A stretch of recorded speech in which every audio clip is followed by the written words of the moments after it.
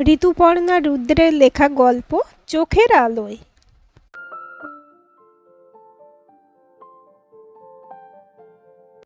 বাড়ি ফিরে বেল দিতেই দরজা খুলে মা অবাক চোখে তাকালো।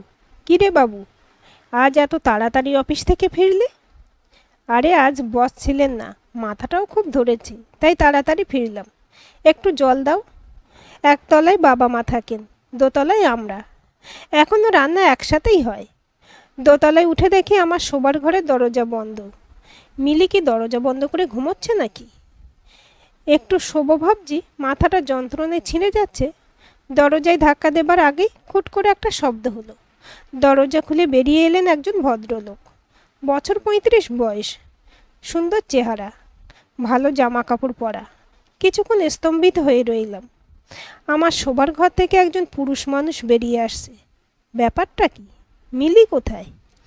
কিছু বলার আগেই উনি আস্তে আস্তে হেঁটে দোতলার সিঁড়ির মুখে চলে গেলেন। তারপর আমার দিকে একবার তাকিয়ে স্নিগ্ধ একটি হাসি উপহার দিয়ে নেমে গেলেন। আমি কেমন হয়ে গেলাম।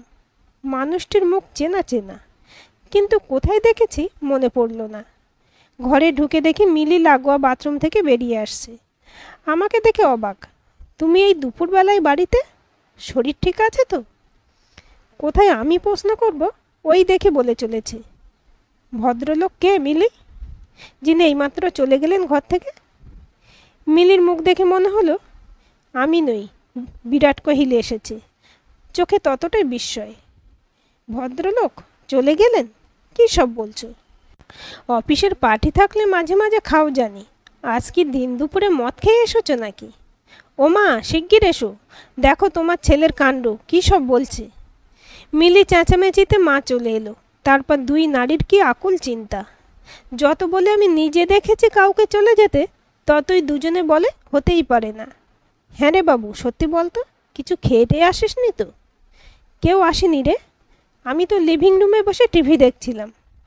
কাজের মেয়ে চলে গেল, তারপর তুই এলি।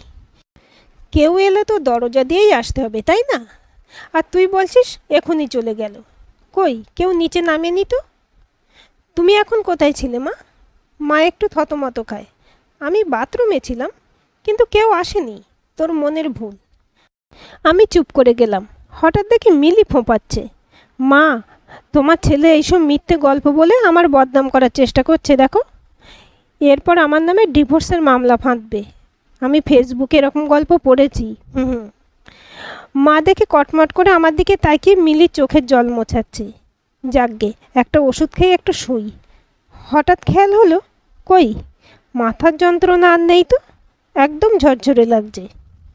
শুয়ে শুয়ে মনে করার আপ্রাণ চেষ্টা করলাম ওনাকে কোথায় দেখেছি, কিন্তু মনে পড়ল না। অফিসে বসে সার্কুলার দেখছিলাম। আগামীকাল আমাদের হাওড়া অফিসে যেতে হবে। হাওড়ায় চন্দন আছে, ও একসময় আমার অধস্তন ছিল, খুব ভালো এবং মাই ডিয়ার ধরনের ছেলে। পরদিন হাওড়া অফিসে যেতে সব মনে পড়ে গেল। এইখানেই আলাপ হয়েছিল। চন্দনের সহকর্মী এক ভদ্রলোকের নাম বোধহয় নিখিল বোস। সেদিন যেন ওর মতোই কাউকে। আচ্ছা চন্দন, তোমার পাশে বসতেন নিখিল বোস, ওনার খবর কি? অনেক বছর আগের কথা। আপনি জানেন না রিজুদা, নিখিল বোসের তো কোনো খোঁজ পাওয়া যায়নি। চন্দনের কাছ থেকে সব শুনলাম। নিখিল বোস বেশ সৎ এবং নির্বিরোধী মানুষ ছিলেন। একমাত্র শখ পাহাড়ে চড়া, কিন্তু শেষবার অভিযান থেকে আর ফেরেননি। আমাকে ওর ঠিকানাটা জোগাড় করে দিতে পারবে? অবাক হলেও চন্দন আধ ঘন্টার মধ্যেই ঠিকানা এনে দিল। করিতকর্মা ছেলে। সেদিনই অফিসের পরে গেলাম 3/2 বৃন্দাবন বসলেন। ঘুপছে গলি, তবে বাড়িটা দোতলা। পুরনো ইট বের করা, কারেনিসে পায়রাটা ঝটপট করছে। দেওয়ালে বটের চারা। একসময় থামোওয়ালা বড় লোকের বাড়ি ছিল, এখন সংস্কারের অভাবে জরাজীর্ণ। শরিকি বাড়ি সম্ভবত। একে ওকে জিজ্ঞেস করে একতলার ভাড়াটাদের ঘর পেরিয়ে সিঁড়ি দিয়ে উঠে দোতলায় টানা বারান্দার পাশে একটি ঘরে পৌঁছলাম। ঘরের শেষ কবে রং হয়েছিল কে জানে। তক্তপোষের উপরে এক বৃদ্ধ বসে আছেন, ঘোলাটে চোখ, দারিদ্র আর হতাশার প্রতিমূর্তি। প্রশ্নের উত্তরে জানালাম আমি নিখিলবাবুর অফিসেই আছি, যদিও আলাদা জায়গায়। ছেলেকে আমরা হারিয়েছি, টাকা পয়সার কোনো সুরাহা হবে কিনা সেইটা একটু বলো বাবা। ভেতরের ঘর থেকে পর্দা ঠেলে বেরিয়ে এসেছেন এক রমণী। একসময় অসাধারণ সুন্দরী ছিলেন, সন্দেহ নেই। এখন বয়স আর পরিস্থিতির দুটোই তাদের স্বাক্ষর রেখেছে।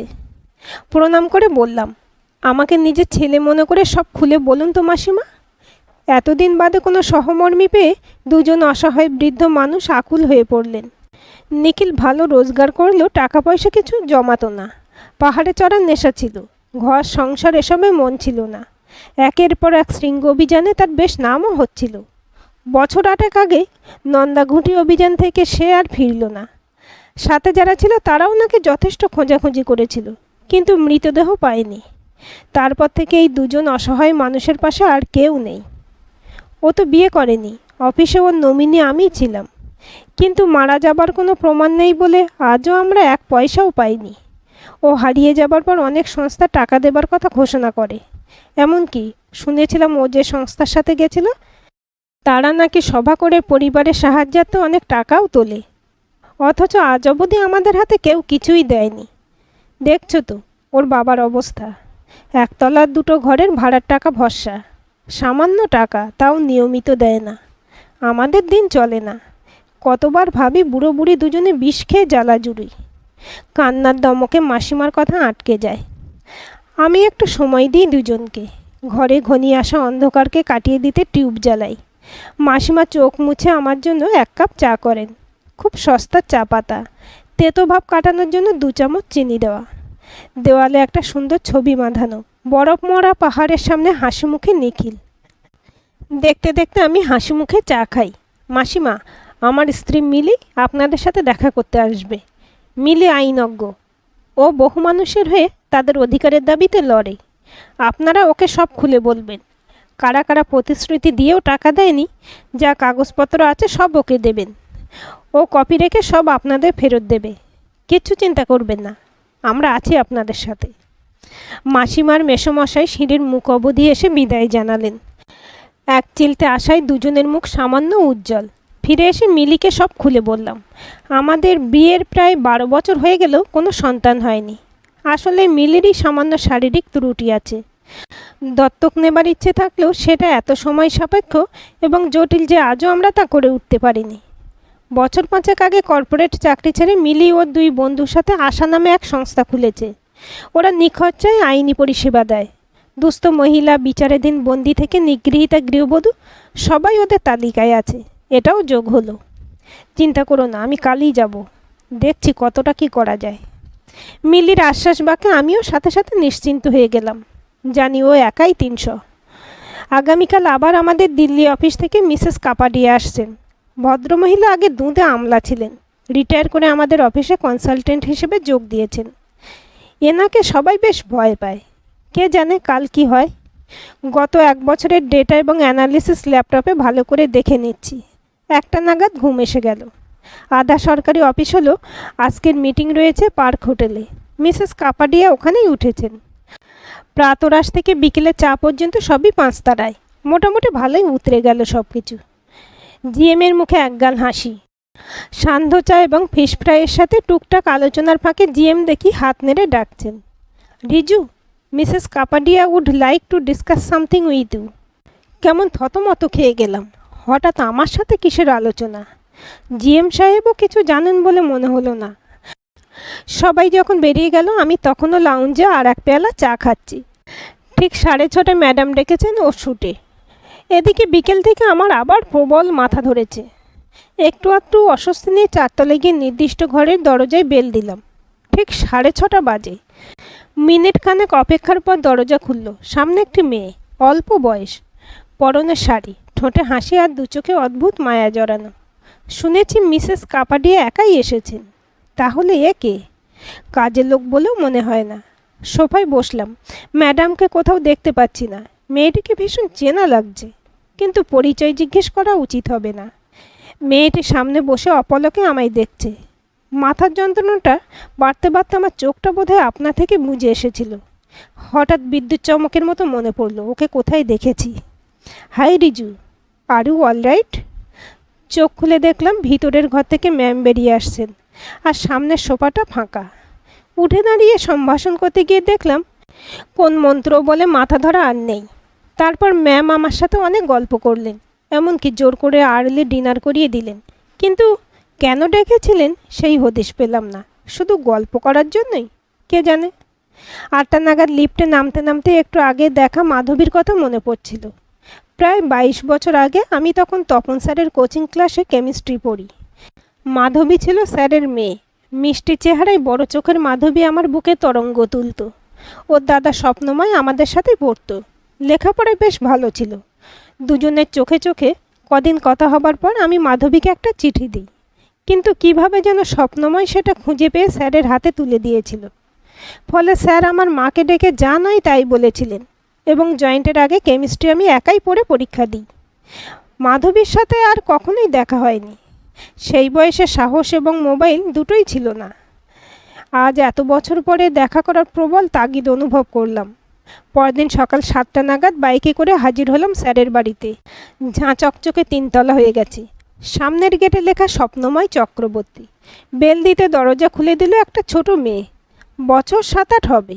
পরনে মলিন জামা কাপড়, রুক্ষ লালচে চুল। কেমন মায়া হলো। এই বয়সের কাজের লোক রাখা যে আইনত দণ্ডনীয়, সেটা শালা স্বপ্নময় জানে না। কে এসেছে রে টুপুর? ভিতরে দরজা দিয়ে ঘরে ঢুকেছে স্বপ্নময়। মাথা জোড়া টাক, বিশাল ভুঁড়ি, চিনতে পারাই মুশকিল। আমি জানি না মামা। মামা? চমকে তাকালাম। সেই হাসি মুখ, মায়া ভরা চোখ, এত বড় ভুল করলাম কি করে? আমি রে, রিজু, তোর খবর নিতে এলাম। বেশ অবাক হলো স্বপ্নময় আমাকে খাতির করে বসালো। আমি যে বড় চাকরি করি সেটাও জানে দেখলাম। বাবা মা দুজনেই মারা গেছেন, জানিস বোধহয়। সে বয়সে ছেলে মানুষ নিয়ে কিছু মনে রাখিসনি তো? পরে আমরা আফসোস করতাম, তুই জীবনে এত হলি, আর মাধুটার বিয়ে হলে একটা স্কাউন্ডালের সাথে। মারধর করতো। পরে 1 বছরের বাচ্চা রেখে মাধু মারা গেল শ্বশুর বাড়িতেই। ওরাই মেরেছিল, তবে প্রমাণ কিছু হয়নি। গলার কাছটা ব্যথা করছিল আমার। কিছুক্ষণ কথা বলতে পারলাম না। ওর মেয়ে কোথায় স্বপ্নময়? এই তো দেখলি টুপুর। চা খাবি নাকি? মাথা নেড়ে হ্যাঁ বললাম। জানতাম টুপু চা আনবে। ছোট্ট হাতে ট্রে নিয়ে মেয়েটা যখন ঘরে ঢুকলো, বুকটা মুচড়ে উঠল আমার। এত বৈভবের চিহ্ন চারদিকে, অথচ একটা নোংরা মলিন ফ্রক মাধবীর মেয়ের পরনে। চলি রে স্বপ্নময়, আবার আসবো, একটু দরকার আছে। আমার স্ত্রী মিলিও আসবে সাথে। টুপুরকে একটু আদর করে স্বপ্নময়কে প্রবল অস্বস্তিতে রেখে বেরিয়ে এলাম আমি। মিলির কর্ম উদ্যোগকে আমি শ্রদ্ধাই নয়, কিছুটা ঈর্ষাও করি। গত 7 দিনেও আইনি চিঠি পাঠিয়েছে পর্বতারোহণ সংস্থাকে টাকা তছরূপের দায়ে, এবং আমাদের অফিসকেও অন্তত প্রভিডেন্ট ফান্ড ও গ্র্যাচুইটির টাকার জন্য। সাথে সাথে ও নিখিলদের ভাড়াটেদের নোটিশ পাঠিয়েছে বাকি ভাড়া অবিলম্বে দেওয়ার জন্য। মিলির আইনি ব্লগ এবং ফেসবুক পেজ খুব জনপ্রিয়। সেখান থেকে নিখিলের বাবা মায়ের ছবি দেওয়া পোস্ট ইত্যাদি হাজার হাজার লাইক এবং শেয়ার পেয়েছে। অকাল মৃত একজন পর্বতারোহীর বাবা মা কীভাবে টাকার অভাবে জীবন ধারণ করতে পারছেন না, সেটা অবশ্যই জনমানসে সাড়া ফেলেছে। আশার আর এক সদস্য বিভাস চাইছে এটাকে খবরের কাগজের অ্যাঙ্কর নিউজ বানাতে। বড় একটি গ্রুপের সাথে কথা চলছে, যদি মুখ্যমন্ত্রী ত্রাণ তহবিল থেকে কিছু ব্যবস্থা হয়। ইতিমধ্যে আমি জিএম স্যারের সাথে কথা বলে অফিসে একটা উদ্যোগ নিয়েছি। সবাই কিছু কিছু দিয়ে আশা করছি এই মাসের শেষে বেশ কিছু টাকা ওদের হাতে তুলে দিতে পারবো। গত রাতে মিলিকে টুপুরের কথা খুলে বললাম। মাধবীর কথা অবশ্য ও শুনেছিল, তবে পরিণতি জানতো না। তবে উকিলি বুদ্ধি তো। তুমি হঠাৎ ওই বাড়ি গেলে কেন এতদিন বাদে? এই রে, কি বলি? আসলে বেদান্তর সাথে দেখা হয়েছিল। ও বলল ওই বেটা চুকলিখোর, আর তার বউ বাচ্চাটাকে খুব কষ্ট দেয়। মিলে নিজের ভাবনায় ডুবে আছে। তুমি ওই বেদান্তবাবুর নম্বর আমাকে দিও, কাজে লাগবে। বেদান্তর সাথে সত্যি আমি নিজের উদ্যোগেই দেখা করেছিলাম। বেদান্তর বাড়ি ওই পাড়াতেই, এখন কর্পোরেশনে চাকরি করে। দিন 5 পরে রবিবার সকালে বাইকে করে আমি আর মিলি স্যারের বাড়ি পৌঁছলাম। দরজা খুলল স্বপ্নময়ের বউ। বেশ সুন্দরী, তবে দেখলেই বোঝা যায় জাহাবাজ ধরনের। আগের দিনের মতো স্বাগত করা হলো না। আমরা নিজেরাই সোফায় গিয়ে বসলাম। স্বপ্নময় গম্ভীর মুখে বলল, কি ব্যাপার বলতো? আমাদের একটু তাড়া আছে, বেরোবো। মিলির গলা শুনতে পেলাম, অবশ্যই বেরোবেন, আমরা বেশি সময় নেব না। প্রথমেই বলি, আপনাদের নামে থানায় একটা এফআইআর করব। আপনারা টুপুর মেয়েটির সাথে অকথ্য খারাপ ব্যবহার করেন, যখন তখন মারধর করেন। এই পাড়ার অনেকেই ব্যাপারটি জানেন। বেশ কয়েকবার আপনাদের বোঝানোর চেষ্টা চলেছে, আপনারা বোঝেননি। চাইল্ড অ্যাবিউজ মারাত্মক ধারা, তারপর ধরুন শিক্ষার অধিকার, এর থেকেও মেয়েটি বঞ্চিত। ওর নাম লেখানো থাকলেও ওকে পাঠানো হয় না। আমি খোঁজ নিয়েছি, গত 3 মাসে ও একদিনও স্কুলে যায়নি। ওর শরীর ভালো ছিল না, তাই স্কুলে যায়নি। আমাদের বাড়ির বাচ্চা, আমরা বুঝবো। তুমি কে, বাড়ি বয়ে এসে ঝামেলা করছো? খ্যারখেরে গলায় বলল স্বপ্নময়ের বউ। বেশ তো মিসেস চক্রবর্তী, থানায় আর আদালতে এই কথাটাই বলবেন। তবে শরীর খারাপের প্রমাণস্বরূপ ডাক্তারের প্রেসক্রিপশন দেখাতে পারবেন নিশ্চয়ই। আশপাশের বাড়ির সবাই এবং আপনাদের রান্নার লোক সাক্ষ্য দেবে বাচ্চাটাকে দিয়ে আপনারা বাড়ির যাবতীয় কাজ করান। বাসন মাজা থেকে ঘর মোছা সব ওই করে। মিলির গলা ছুরির মতো শানিত। গতবার চা নিতে গিয়ে ওর হাতে বেশ কিছু দাগ দেখেছিলাম, সম্ভবত পুড়ে যাওয়ার। ডাক্তারি পরীক্ষায় সবই প্রমাণ হবে। আমিও মুখ খুললাম। স্বপ্নময় এবং তার বউ একটু ঘাবড়ে গেছে। রিজু, তুই কি চাস বল দেখি ভাই? এতদিন বাদে কি সেই চিঠির প্রতিশোধ নিচ্ছিস? আমাদের পারিবারিক ব্যাপারে তোরা কেন মাথা গলাচ্ছিস বুঝতে পারছি না। মিস্টার চক্রবর্তী, মিলির চোখ জ্বলে উঠেছে। আপনার বোনের অস্বাভাবিক মৃত্যু হয়েছিল, আপনি অভিযোগও করেন। তারপর আচমকাই কিছুদিন বাদে মামলা তুলে নেন। বাচ্চাটিকে নিয়ে এই বাড়িতে ফিরে আসেন। 1 তলা থেকে বাড়ি 3 তলা হয়। গাড়ি কেনেন, নিজের ছেলেকে দামি বোর্ডিং স্কুলে দেন এবং বিলক্ষণ বড় মানুষই শুরু করেন। সবাই বলে টাপুরের বাবার সাথে সওদা করেছিলেন আপনি, মোটা টাকার বিনিময়ে। ময়নাতদন্তের ওই রিপোর্টের পরেও পুলিশ যে কী করে কেস বন্ধ করে বুঝি না। যাই হোক, খুনের মামলা যে কোনো সময় খোলা যায়। আবার আমি কেসটা রিওপেন করছি। স্বপ্নময়ের চোখে ভয় দেখতে পাচ্ছি, মিলি বলেই চলে। শুধু তাই নয়, ওরই বাবার টাকায় ফুটানি করলেও ওইটুকু মেয়ের সাথে নিষ্ঠুরতা করতে বাধে না আপনাদের। ভালো করে খেতে পর্যন্ত দেন না শুনেছি। খ্যারখেটে গলা ভেসে আসে। কি চাও, টাকা? না, সবাইকে আপনাদের মতো ভাববেন না। অবিলম্বে কোনো ভালো স্কুলে টাপুরকে ভর্তি করুন, বাড়িতে টিচার রাখুন। একটা ট্রাস্টি করে ওর আলাদা ব্যাংক অ্যাকাউন্টে ওর বাবার সব দেওয়া টাকা রাখতে হবে। বাড়ির কোনো কাজও করবে না। প্রতি 7 দিনে আমাদের অফিস থেকে কেউ এসে ওর খোঁজ নেবে, কেমন আছে জেনে যাবে। উল্টোপাল্টা কিছু দেখলেই অ্যাকশান নেব। তবে খুনের মামলা আমি আবার আদালতে তুলব বলেই রাখলাম। এখন একবার টাপুরকে ডেকে দিন। মিলির যুক্তিজাল শুনে চুপ করে গেছে কর্তাগিন্নি। সেদিন টাপুরের সাথে কথা বলে আলাপ পরিচয় করে আমরা ফিরি। মিলি ওর জন্য নতুন জামা 2টো ছড়ার বই নিয়ে গিয়েছিল। সম্ভবত জীবনে প্রথম কিছু উপহার পাওয়া বাচ্চাটা মিলির কোলে বসে গলা জড়িয়ে ধরেছিল। ফেরার পথে বাইকে ওঠার সময় মিলির চোখে জল দেখলাম।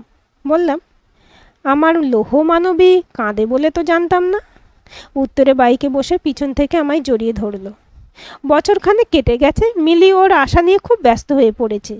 প্রতিদিনই অসংখ্য মানুষ ওর সাহায্যের আশায় এসে বসে থাকে। টাপুরকে মিলি নিজের উদ্যোগেই একটা ভালো স্কুলে ক্লাস 3তে ভর্তি করেছে।